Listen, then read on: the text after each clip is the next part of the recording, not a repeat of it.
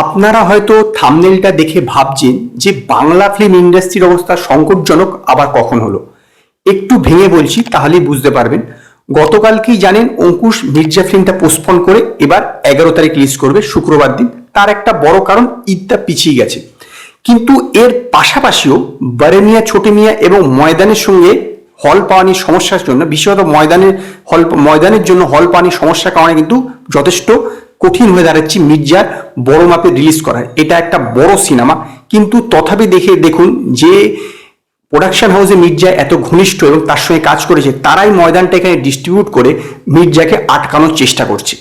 এর ফলে কিন্তু সে যেন অ্যাজ এ প্রডিউসার এগাতে না পারে। কাজেই বুঝতেই পারছেন বাংলা ফিল্ম ইন্ডাস্ট্রির কিরকম অবস্থা। একে অপরের সঙ্গে একটু ছোট ইন্ডাস্ট্রি, তথাপি কিন্তু খেয়েই অর্ধা বর্তমান।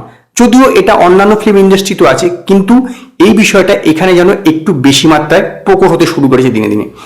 এমনিতেই ভোট আছে, যার ফলে বেশিরভাগ সিনেমায় এই বছরে সেকেন্ড হাফে রিলিজ করবে, এবং শুধু সেটা বাংলা ফিল্ম ইন্ডাস্ট্রি না, সমস্ত বড় বড় হিন্দি ফিল্ম ইন্ডাস্ট্রি, অন্যান্য ফিল্ম ইন্ডাস্ট্রিগুলো রিলিজ করবে সেকেন্ড হাফে। সেখানে বাংলা ফিল্ম ইন্ডাস্ট্রি কিন্তু, যেহেতু এখানে হিন্দি ফিল্ম ইন্ডাস্ট্রি একটা বড় অংশ হয় শো নিয়ে নেয়, তার ফলে কিন্তু পরবর্তী এই জুনের পর থেকেই দেখতে পাবেন যে যেই সমস্ত বাংলা সিনেমা রিলিজ করছে তাদের কিন্তু শো পাওয়া অত্যন্ত অত্যন্ত কঠিন হবে। কারণ বড় বড় যে উৎসবের মরশুমগুলো আছে সেইখানে কিন্তু 2-3টে করে হিন্দি বা সাউথ ইন্ডিয়ান সিনেমাও কিন্তু রিলিজ করবে। কাজেই এখানে বাংলা সিনেমা শো পাওয়ার ক্ষেত্রে যথেষ্ট সমস্যা হবে। সেই জন্যই বললাম বিষয়টা অনেকটা সংকটজনক।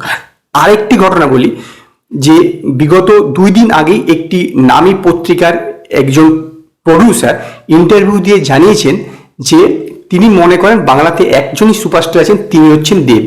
জিৎ বা অঙ্কুশ এরা কিন্তু নিজেকে ধরে রাখতে পারেন। ভেবে দেখুন যে সেই প্রডিউসার এই কথাটা কেন বলল। কারণ জিতের সঙ্গে তার একটি সিনেমা করার কথা ছিল, কিন্তু আলটিমেটলি সেই সিনেমাটা হচ্ছে না। তো সাথে সাথেই তিনি কি করলেন, জিতকে এমনই বলে দিলেন যে জিৎ নাকি সুপারস্টার নয়, জাস্ট শুধুমাত্র সিনেমাটা করলো না বলে তাকে সুপারস্টার তকমা দিতে রাজি না। অথচ তিনি কিন্তু বছরে মাত্র একটি সিনেমা করে থাকেন, এর বেশি নয়। এরকম নয় যে অন্য অন্য প্রোডাকশন হাউসের মধ্যে 3-4টে করে বা 5টা-6টা করে সিনেমা প্রডিউস করে থাকেন, মাত্র একটি সিনেমা করে থাকেন। অথচ একজন সুপারস্টারকে এরকম ভাবে ডাউন করে দিল। একটু ছোট ইন্ডাস্ট্রি, তথাপি কিন্তু জাস্ট সিনেমাটা করলো না বলে সেরকম ভাবে তাকে ডাউন করে দেওয়া হলো। কি লেভেলের চিন্তা ভাবনা হয়ে গেছে, কিরকম খাওয়া খাই এখানে শুরু হয়েছে। এর পাশাপাশি স্যাটেলাইট দায়িত্ব বাংলা সিনেমা প্রায় পড়েই গেছে, একদমই পড়ে গেছে। যার ফলে কিন্তু যে আগে যে একটা নিশ্চয়তা ছিল মিনিমাম 2 কোটি 3 কোটি টাকা পাওয়া যাবে, সেইটাও কিন্তু এখন নিশ্চয়তা নেই। এর ফলে কি হচ্ছে, এখন বাংলা সিনেমার ধীরে ধীরে কিন্তু বাজেট আরো কমে যাচ্ছে। কারণ স্যাটেলাইট ঠিক নেই, এবং এইও খেয়াল হই, এছাড়া শো পাওয়ার ক্ষেত্রে খুবই সমস্যা। এই নেক্সট যে হাফটা আসছে, নেক্সট যে কোয়ার্টারটা আসছে, তাতেই কিন্তু আপনারা ভালো করে বুঝতে পারেন বাংলা সিনেমার হাল আরো কতটা খারাপ হতে যাবে। কারণ দেখবেন শো পাবে না, এবং নিজেদের মধ্যে খেয়ে করবে। শুধুমাত্র যে হিন্দি সিনেমা বা অন্যান্য সিনেমার সঙ্গে লড়াই করবে, নিজেরাও নিজেদের সঙ্গে লড়াই করবে। কারণ একই দিনে দেখবেন 2-3টে করে বাংলা সিনেমা রিলিজ করছে, এবং একে অপরের শো নিয়ে খাওয়া করে আলটিমেটলি সবাই ডুবছে। এই দিন কিন্তু আগামী এই যে নেক্সট কোয়ার্টারটা আছে সেটাতে কিন্তু আরো বেশি করে দেখতে পাবেন। কারণ বহু সিনেমা এই ভোটের জন্য পোস্টপোন হয়েছে। তাহলে আরো বুঝতে পারবেন যে বাংলা সিনেমার অবস্থাটা কোন জায়গা থেকে দাঁড়াচ্ছে।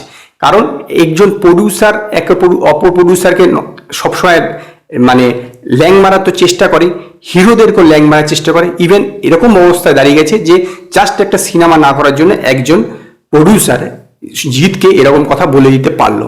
সেই কারণে আমি বললাম যে বাংলা ফিল্ম ইন্ডাস্ট্রির অবস্থা কিন্তু সত্যি খুবই সংকটজনক। তো আজকে এই পর্যন্ত। যদি আপনাদের ভিডিও পছন্দ হয় ভিডিওটিকে লাইক করুন, কমেন্ট করুন, শেয়ার করুন, আর নতুন নতুন আপডেটের জন্য আমার চ্যানেলকে সাবস্ক্রাইব করুন।